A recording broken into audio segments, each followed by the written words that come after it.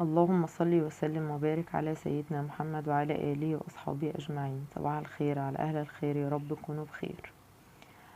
هوريكم بقى أنا يعني حاجتي بحافظ عليها ازاي، والناس كل ما بيشوفوها بيفتكروها ان هي جديدة مش مستهلكة بقالها سنين.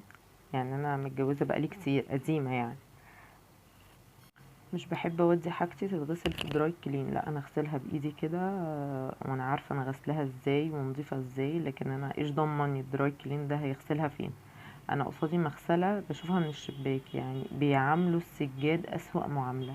اللي رايح بقى بالشوزات رايح عليها وجاي عليها، والبطاطين نفس الكلام، بيحطوها في الارض ويعملوها بالفرشه. انا احط البطانيه اللي انا هستغطى بيها احطها على جسمي، تتحط في الشارع ويداس عليها، وانا مش ضامنه اللي دايس عليها ده وضعه ايه.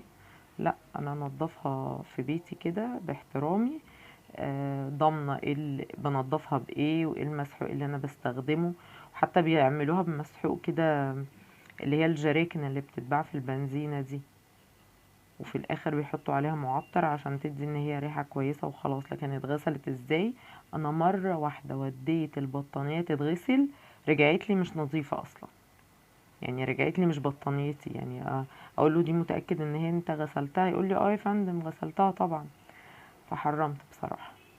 بملى البانيو ميه نظيفه واحط عليها آه، حاجه جل، يعني عشان ما تعملش رغاوي كتير. يعني مش بحط مسحوق بودر، لا بحط عليها حاجه جل، برسيل جل، اريال جل، اي حاجه. و...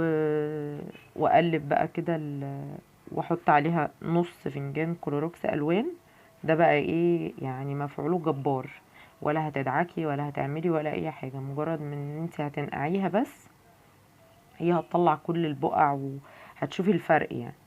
انا بعمل العملة دي مرة في السنة، يعني وانا بدخل الفرش الشتوي لازم اغسله ويتشال نظيف يعني. بغسل كل بقى الفرش، الحفة بتاعة الولاد والبطانية بتاعة السرير بتاعي والدفايات وكل الحاجات دي.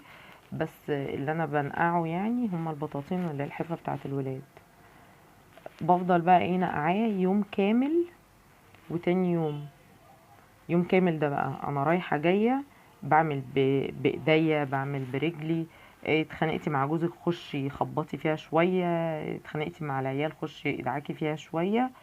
و يعني من غير ما تاخدي مجهود يعني.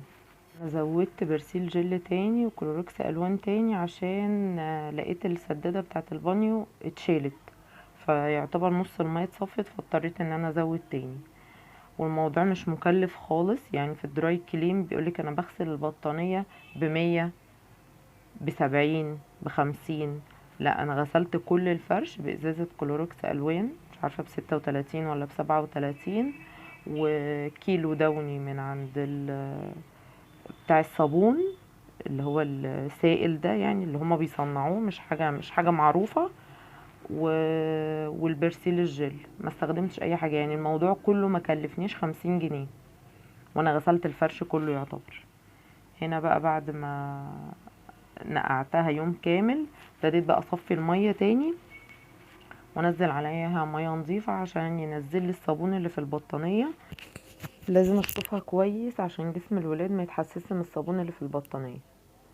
وبعد بقى بسيبها في المية اللي هي بالدوني دي يجي نص ساعة ولا حاجة، وافضل بقى ادوس عليها بايديا كده، وبعد كده ابتدي ايه ان انا اصفيها.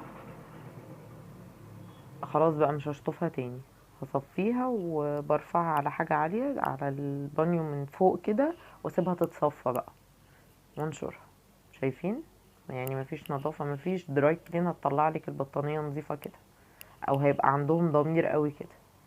وبالنسبة للمنظفات، معاكي فلوس هاتي المنظفات من السوبر ماركت، ما معاكيش هاتي من عند بتاع الصابون، الحاجات اللي هي السايلة دي. بنزود منها شوية عشان مش بتبقى مركزة، بس بتقضي نفس الغرض يعني.